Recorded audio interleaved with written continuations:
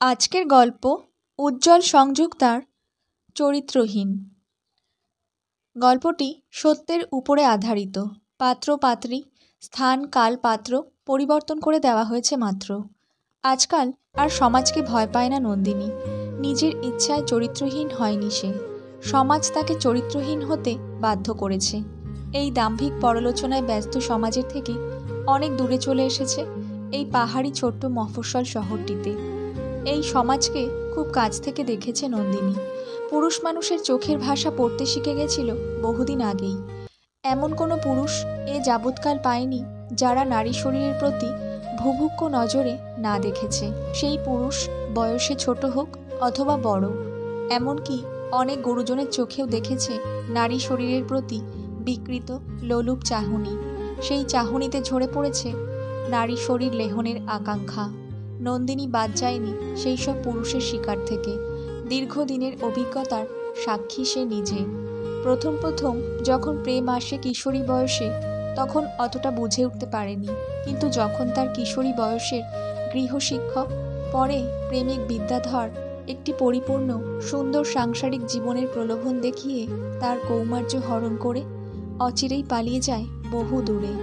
কিশোরী থেকে যুবতী হয়ে ওঠার সন্ধিক্ষণে বাড়ি থেকে যত তাড়াতাড়ি বিবাহ করিয়ে দিতে বাধ্য হয়। কারণও যথেষ্ট ছিল। বিদ্যাধরের সাথে কিছু দিনের সঙ্গমে কিশোরী বয়সেই গর্ভ সঞ্চার হয়ে যায়। প্রেমিক বিদ্যাধর যখন খবর পায়, তখন গ্রাম ছেড়ে পালিয়ে যায় দায়িত্ব এড়াতে। মনে সেই দিনই প্রচণ্ড আঘাত পায় নন্দিনী। বাড়ির সকলে জেনে যায় সেই গর্ভ সঞ্চারের ঘটনা। প্রথমটা মা সন্দেহ করেছিল সময় মতো মাসিক প্রক্রিয়া না হওয়াতে। দ্বিতীয় মাসেও যখন সময় হলো না, মা চেপে ধরে, "কি রে, কি হয়েছে তোর? 2 মাস হলো, এখনো মাসিক হলো না কেন?" প্রথমটা আড়ষ্ট হয়ে নিরুত্তর ছিল, কিন্তু মায়ের চোখকে এত সহজে ফাঁকি দিতে পারার মতো তখন বয়স ছিল না তার। খানিকক্ষণেই ভেঙে পড়ে সব উগরে দেয়, প্রথম থেকে শেষ অবধি সব শুনে মা কপাল চাপড়ে তিক্ত স্বরে বলে, "পোড়ার মুখী, করেছিসটা কি? এত জ্বালা ধরেছিল এই বয়সেই?" সপাটে গালে চর বসিয়ে দিয়ে মুখে আঁচল গুজে ডুকরে কেঁদে উঠেছিল মা। ঘরের এক কোণে স্ট্যাচুর মতো দাঁড়িয়েছিল সে নিশ্চুপ হয়ে। মায়ের অনুচ্চ স্বরে তিক্ততার সাথে বলে যাওয়া কথাগুলো কানে গরম তেল ঢেলে দেওয়ার মতো অবস্থায়। শুনে যাওয়া ছাড়া উপায় ছিল না নন্দিনীর কাছে। মা বলে যাচ্ছিল, 7 পাড়া জানাজানি হলে ছিছি করবে সবাই, বাড়ি থেকে বেরোনো দায় হয়ে উঠবে। এখন আমার মরণ ছাড়া কিছুই নেই। চরিত্রহীন মেয়ে কোথাকার, বাবা শুনলে গলায় দড়ি দেবে অলক্ষণী। এই সব চিন্তা করে শুয়েছিলি প্রেমিকের সাথে। মায়ের তীক্ষ্ণ ধার বাক্যগুলো তার কাছে ছিল সেই প্রথম। মন বলে উঠেছিল, আমার কিসের দোষ? আমি কি একাই দোষী নাকি? আমি মেয়ে বলেই কি দোষী? কই, বিদ্যাধরের দোষ কেউ ধরল না কেন? সব দোষী মেয়েদের উপরই দেওয়া হবে কেন? প্রশ্নটা মনেই জেগেছিল সেই মুহূর্তে। বলার সাহস দেখাতে পারাটা প্রায় অসম্ভব ছিল তার পক্ষে। মুখে বলতে সাহস পায়নি মায়ের সামনে। কিছুক্ষণ পরে মা বলেছিল, এই ঘরের বাইরে পা রাখবি না, খবরদার। দেখি আমার পোড়া কপালে কি লেখা আছে। বলেই বাইরে থেকে দরজার শিকল তুলে দেয়। গোপনে বাবার সাথে কি আলোচনা হয় মায়ের জানতে পারেনি নন্দিনী। কিন্তু পরের দিন কাক ভোরে শহরের উদ্দেশ্যে রওনা দেয় বাবা মায়ের সাথে, শহরের এক ছোট্ট নার্সিংহোমে। সেখানেই দূর সম্পর্কের বড় মামিকে দেখেছিল। এই মামি হাসপাতালের নার্স ছিল, এটা জানতো নন্দিনী। সেদিন গোপনে মামি তার 3 মাসের গর্ভস্থ পাপ থেকে নিষ্কৃতি দিতে সাহায্য করেছিল। সকলে পাপ ভাবলেও সে পাপ ভাবতে পারেনি। তার সহজ সরল মনে ভালোবাসার অঙ্কুর জাগিয়ে যে লম্পট তার পেটে এই ভ্রূণের সৃষ্টি করেছিল, সে যে এতটা কাপুরুষ হবে ভাবতে কষ্ট হচ্ছিল নন্দিনীর। তাই তার গর্ভস্থ ভ্রূণ যে পাপ, সেটা মানতে পারছিল না। নার্সিংহোমের সমস্ত কাজ মিটিয়ে মামার ফ্ল্যাটে গেছিল মামির সাথে। বাবা মা ফিরে গেছিল গ্রামের বাড়িতে। মা যাওয়ার সময় বলে গেছিল, কিছুদিন মামির কাছে থেকে সুস্থ হয়ে ওঠ, তারপরে নিয়ে যাব বাড়ি। হপ্তাখানেকেই মামির যত্নে শরীর ফিরেছিল নন্দিনীর। তবে মামি না থাকা অবস্থায় মামার চোখে দেখেছিল সেই লোলুপ চাহনি। এতদিনে চোখের ভাষার সাথে অল্প অল্প পরিচিত হয়ে যাচ্ছিল সে। মামার চোখে ছিল তার শরীর নিয়ে আদিম খেলার আকাঙ্ক্ষা। সেটা বুঝেই গুটিয়ে থাকত যতদিন মামা মামির বাড়িতে ছিল নন্দিনী। বাড়ি ফিরে এসে আবার স্কুলে যেতে শুরু করে। সামনে পেয়ে সহপাঠীদের উৎসুক প্রশ্ন ছিল, কিরে, সামনে মাধ্যমিক পরীক্ষা, এই সময় কোথায় ছিলি এতদিন? সামান্য উত্তরে সন্তুষ্ট করতে চেষ্টা করে, ওই একটু শরীর ভালো না থাকায় মামা মামির বাড়ি ছিলাম কয়েকদিন। কিন্তু সহপাঠীদের পরবর্তী প্রশ্ন উড়ে এসেছিল, কীরকম শরীর খারাপ রে নন্দিনী? উত্তর এড়িয়ে যাওয়া ছাড়া উপায় ছিল না তার কাছে সেদিন। মাধ্যমিকের রেজাল্ট বেরোনোর আগেই বাড়িতে নন্দিনীর জন্য পাত্র দেখতে শুরু করে। ছলো ছলো চোখে মাকে বলেছিল নন্দিনী, আমি কি তোমাদের কাছে বোঝা হয়ে উঠেছি? সাত তাড়াতাড়ি আমার বিয়ের ব্যবস্থা করছো, আর কয়েক বছর পড়তে তো দিতে পারতে। চোখ পাকিয়ে মা ততোধিক তিক্ত কণ্ঠে বলেছিল, অল্প বয়সে যেমন কর্ম করেছ তার জন্য তো ভুগতেই হবে। কি জানি পরে তোমার থেকে আরও হয়তো অনেক বেশি কিছু ভয়ঙ্কর উপহার পেতে পারি। এর থেকে এটাই ভালো নয় কি, স্বামীর সংসারে গিয়ে নিজের শরীরের বাসনা তৃপ্তি করো। তখন সমাজ তো আসবে না চোখে আঙুল তুলে বলতে, তুমি যে অল্প বয়সেই আসক্ত হয়ে গেছো দৈহিক মিলনের, সেটা তো আমার বুঝতে বাকি নেই এতদিনে। চরিত্রহীন মেয়ে কোথাকার। নয়নের অশ্রু শুকিয়ে গেছিল মায়ের তীব্র জ্বালাভরা কথায়। বুঝতে বাকি ছিল না বাড়ি থেকে ঝেড়ে ফেলতে চায় আমার মতো মেয়েকে। আমি যে চরিত্রহীন হয়ে গেছি। মাধ্যমিকের রেজাল্ট বেরোনোর 3 মাসের মধ্যেই বিয়ের পাকা কথা হয়ে যায়। পাত্র সুপ্রতিষ্ঠিত, চাকুরিজীবী, বেশ বড় পরিবার। তবে নন্দিনীর থেকে বয়সের ব্যবধান অনেকটাই। নন্দিনী সবে তখন 17 পূর্ণ হয়ে কয়েক মাস হয়েছে। বরের বয়স 34। সম্পূর্ণ দ্বিগুণ বয়সের হবু বরকে যেদিন প্রথম দেখে সেদিন মনে মনে কেঁদেছিল নন্দিনী। এটাও বুঝতে পেরেছিল বাড়ি থেকে যেমন তেমন করে বিদায় করে দেওয়াটাই প্রধান লক্ষ্য। পাকা কথা হওয়ার মাস পূর্ণ হওয়ার আগেই বিয়ের তারিখ পড়েছিল। মনের ভিতর পাথর চাপিয়ে বিয়ের পিঁড়িতে বসেছিল। বিয়ের পরে বিদায় বেলায় মনে মনে প্রতিজ্ঞা করেছিল, যদি স্বামী শ্বশুরবাড়ি সঠিক হয় তাহলে ফিরেও তাকাবে না নিজের বাপের বাড়ির দিকে জীবনে কোনোদিনও। যদি শ্বশুরবাড়ি আর স্বামী ভালো নাও হয় তাহলেও বাপের বাড়ির দ্বারস্থ হবে না জীবন থাকতে। নন্দিনীর প্রতিজ্ঞায় ঈশ্বর বোধহয় হেসেছিলেন উপর থেকে। ফুলশয্যার রাতেই স্বামীর তীব্র যৌন আক্রমণের শিকার হয় নন্দিনী। কেবল ফুলশয্যার রাতেই নয়, যখনই সময় পায় সমীর, দিনে কিংবা রাতে, যৌনতার জন্য টেনে নিয়ে যায় তার ইচ্ছা অনিচ্ছার কথা না ভেবেই। এটাই ভবিতব্য মেনে নিয়েছিল নন্দিনী। নিজের শরীরের ভেতরকার যৌনতায় কোনো উৎসাহ পেত না সমীরের সাথে, তবুও তাকে জোর করে যৌন সঙ্গম করতেই হতো। এর কারণটা পরে কিছুটা আন্দাজ করতে পেরেছিল। সমীরদের বাড়ির মানুষেরা চাইছিল একটি সন্তান। সেই সন্তান যেন বিবাহের বছর পূর্তির আগেই তাদের পরিবারে আসে। বাপের বাড়ির সাথে স্ব-ইচ্ছায় সমস্ত সম্পর্ক ছেদ করেছিল নন্দিনী। নিজের মুখে কোনো দিনও বাপের বাড়ি যাওয়ার ইচ্ছা প্রকাশ করেনি। এক বিরাট অভিমান কাজ করত বাবা মায়ের ওপরে। সমীরের ভালোবাসা ছিল পাগলের মতন। কেবল শরীরটাকেই ভালোবাসত তার স্বামী। এমন ভালোবাসাকে ভালোবাসার আখ্যা না দিয়ে এটাকে যৌন উৎপীড়ন বললেই ভালো হয়।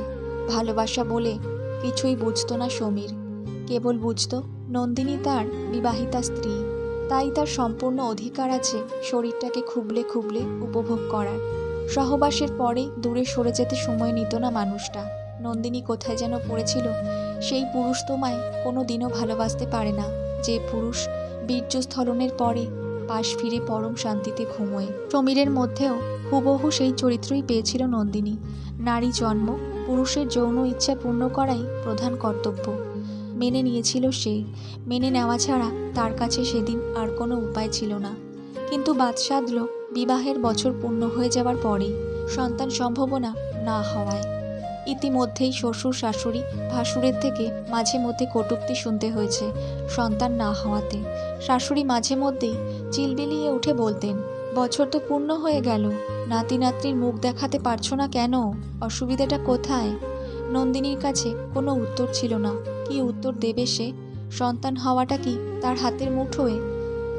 এটুকু তো আরেক নারীরও বোঝা উচিত। তাই চুপ করে থাকাটাই শ্রেয়, এটা মনে করেই কোনো উত্তর দিত না। রাতে যৌনতার মাঝে শুনতে হতো সমীরের থেকে, এতদিনে সহস্রবার তোমার সাথে সঙ্গম করার পরেও বাচ্চা পেটে আসছে না কেন? মৃদু স্বরে বলতো, আমি কি করে বুঝবো? প্রত্যেক মাসেই তো সময় মাসিক হয়ে যায়। আমার কথা শুনে আরও জোরে জোরে উপর থেকে শরীরটাকে পিষতে পিষতে দাঁত খিচিয়ে বলে, তাহলে কি আমার দোষ? আমার বীর্যে সন্তানের লক্ষণ নেই, এটাই আমায় বোঝাতে চাও? অসহ্য যন্ত্রণায় ক্ষীণ স্বরে কেবল বলতে পেরেছিল, আমি কি করে বুঝবো, বলতে পারেন? কথাগুলো বলতে বলতে দু চোখের পাশ দিয়ে বেদনা মিশ্রিত অশ্রু গড়িয়ে পড়ত।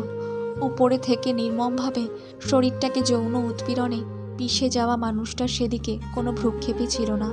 একটা নারীরও যে কষ্ট হতে পারে, সেটা শরীর আর মনের উভয়েরই। সেই চিন্তা থেকে বহু দূরে ছিল মানুষটা। এরপর সময় বয়ে গেছিল আরও কিছুদিন।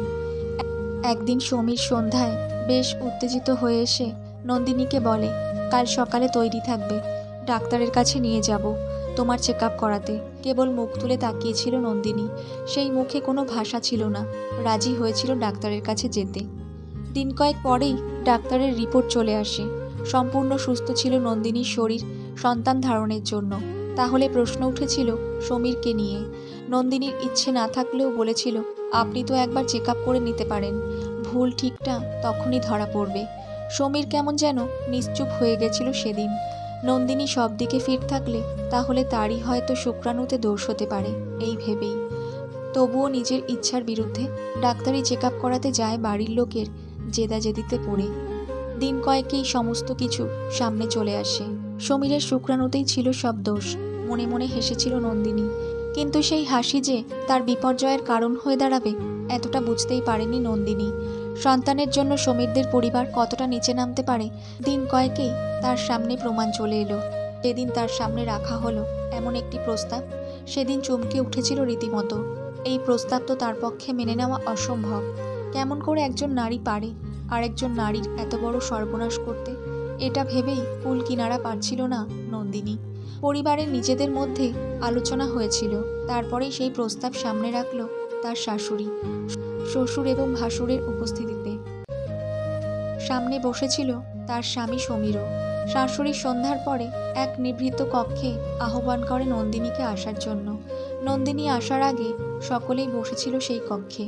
নন্দিনী প্রবেশ করতেই শাশুড়ি আসন গ্রহণ করতে বলে। তারপরেই ইনিয়ে বিনিয়ে নানান কথার পরে আসল কথা তুলেছিল শাশুড়ি। আমার পুত্র যে সন্তান উৎপাদনে ব্যর্থ, সেটা ডাক্তারি পরীক্ষায় জানা গেছে। কিন্তু আমাদের পরিবার কম করেও একটি সন্তান চায় তোমার থেকে, যেটা সমীরের নামেই যাবে। শাশুড়ির কথার তাৎপর্য বুঝে উঠতে পারেনি নন্দিনী, তাই প্রশ্নসূচক নয়নে তাকিয়েছিল শাশুড়ির দিকে। এরপরেই সামান্য কেশে বলতে শুরু করেছিল, আমরা পরিবারের সকলেই এই নির্ণয়ে পৌঁছেছি, সমীরের বদলে তার বড় ভাই অজিত এই কর্তব্য করবে। কেননা অজিতের দুটি সন্তান হয়ে গেছে ইতিমধ্যে। তুমি কয়েকদিনের জন্য অজিতের শয্যাসঙ্গিনী হবে, এটাই সকলের ইচ্ছা। তাছাড়া ঘরের ভিতরকার কথা ঘরেই থেকে যাবে। এইটুকু ত্যাগ স্বীকার তোমাকে করতেই হবে পরিবারের মুখ চেয়ে। সমীরের মুখের দিকে তাকিয়ে তোমার স্বামীর সম্মানের কথা ভেবে তোমার থেকে একটি সন্তানের প্রার্থনা করছি। স্তম্ভিত হয়ে গেছিল নন্দিনী। সেই মুহূর্তে মনে হয়েছিল ধরিত্রী ফেটে যায় আর সে সেখানে প্রবেশ করে যায়। এত বড় অন্যায় সে কিছুতেই মেনে নিতে পারে না। তার থেকে যদি সারা জীবন নিঃসন্তান থাকে তাতেও তার আপত্তি নেই।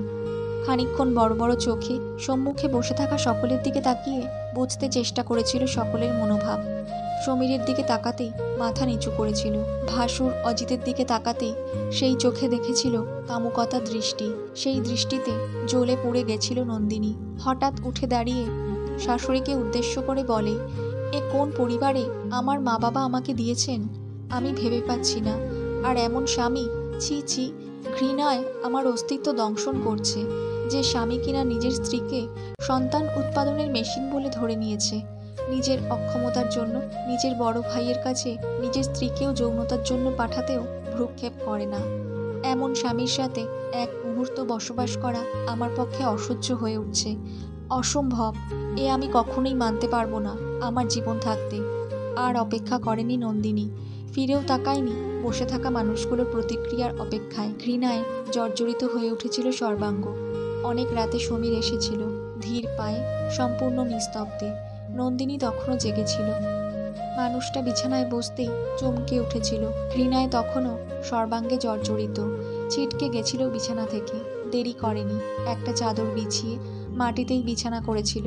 সামনে বসে থাকা মানুষটার প্রতি যে এতটা ঘেন্না হতে পারে তার চিন্তার বাইরে ছিল সেদিন। খানিকক্ষণ পরে সমীর আওয়াজ দিয়েছিল, এই নির্ণয়ে আমার সায় নেই নন্দিনী, কিন্তু মা বাবা এই জেদেই আটকে আছে। যেন তেন প্রকারে পরিবারের সন্তান চাই। হিংস্র নাগিনীর মতো ফনা তুলে বলেছিল নন্দিনী, আপনারও তো প্রতিবাদ করার দরকার ছিল, করেননি তো? তার মানে এতে আপনার সায় ছিল? ঠিক বলছি তো?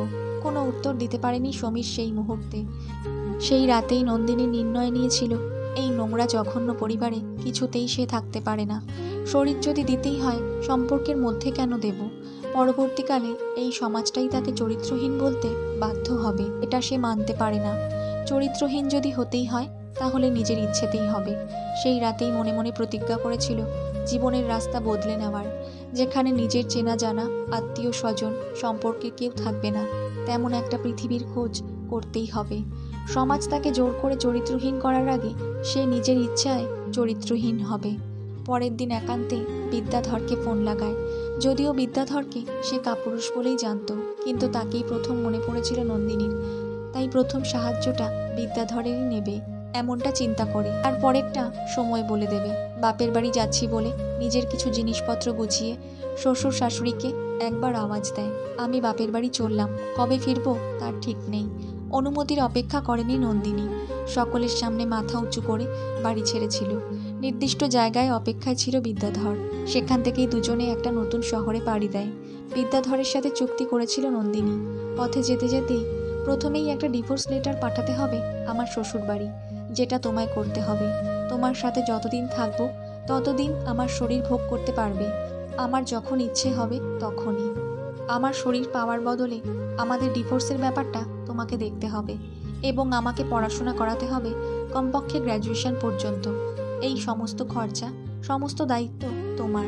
যদি আপত্তি থাকে এখনই তোমার রাস্তা তুমি বেছে নিতে পারো। আমার ভাগ্য যেদিকে নিয়ে যাবে সেই দিকেই আমি হাঁটব। বিদ্যাধর তখনও অবিবাহিত। নন্দিনীর মতো সৌন্দর্যের প্রতিমূর্তি, সাক্ষাৎ যৌবনের উর্বশীর মতো মেয়েকে ভোগ করার লোক থেকে সরে যেতে পারেনি কাপুরুষ লোকটা। তাই নন্দিনীর সকল কথায় রাজি না হয়ে তার কাছে উপায় ছিল না। সামান্য কর্তব্যের বদলে এমন একটা শরীর ভোগ করার প্রলোভন থেকে দূরে সরে যাওয়া তার পক্ষে অসম্ভব ছিল। বিদ্যাধরের লোভ কাজ করেছিল নন্দিনীর শরীরের প্রতি, আর নন্দিনী নিজের স্বার্থ হাসিল করতে তার জন্যে অবলম্বনের প্রয়োজন খুঁজেছিল। সেটা পেয়ে যায়। এক কথায় বিদ্যাধরকে তার শিকার বানিয়েছিল নন্দিনী। বিদ্যাধরের সাথে শহরে একটা ফ্ল্যাটে গিয়ে ওঠে নন্দিনী। কয়েকদিনেই ডিভোর্সের পেপার পাঠায় সমীরের কাছে উকিলের দ্বারা। এরপরেই শুরু হয় পড়াশোনার ব্যাপারটা।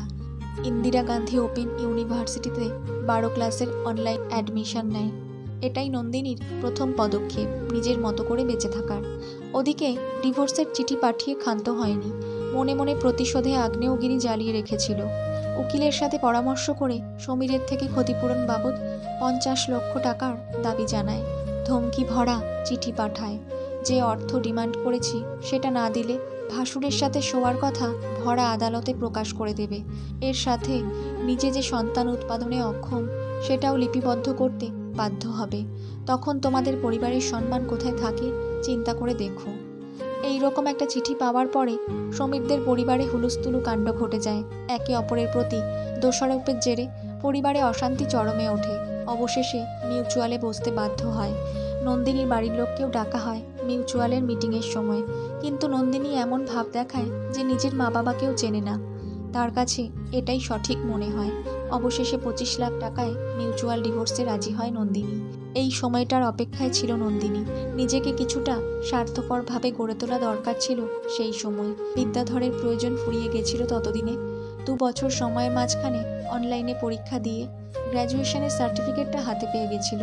আর তখন থেকেই চেষ্টায় ছিল বহু দূরে কোনো এক গ্রামে একটা সামান্য চাকরি নিয়ে চলে যাওয়ার, যেখানে কেউ তাকে চেনে না, কারোর সাথে তার সম্পর্ক থাকবে না। নিজের মতো করে একাকী বাঁচার চেষ্টা করবে আজীবন। সংসারটাকে খুব ভালো করে কাছ থেকে দেখেছে সে, প্রচুর অভিজ্ঞতা হয়েছে। শরীর ছাড়া কোনো মানুষ তাকে চেনেনি, নন্দিনীও চিনতে চাইবে না কাউকে।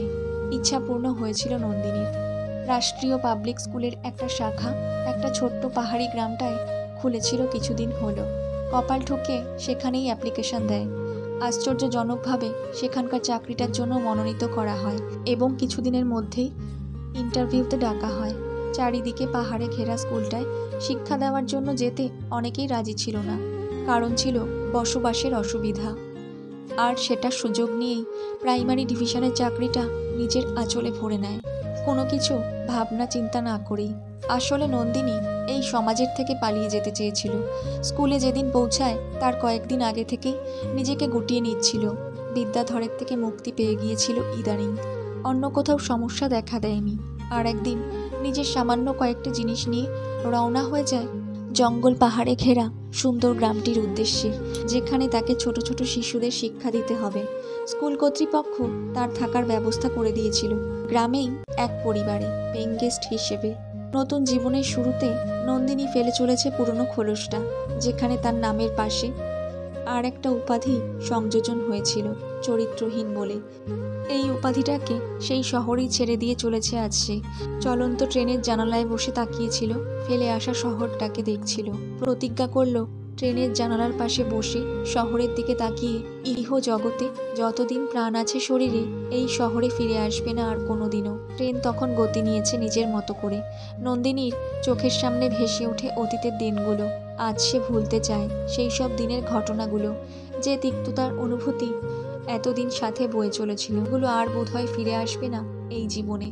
এই শহরের দেওয়া উপাধি চরিত্রহীন এখানেই ছেড়ে চলে যায় নন্দিনী। গল্পটা কেমন লাগলো একটা কমেন্ট করে জানাবেন। আর যদি ভালো লাগে তাহলে প্লিজ একটা লাইক ও সাবস্ক্রাইব করে আমার পাশে থাকবেন। ধন্যবাদ।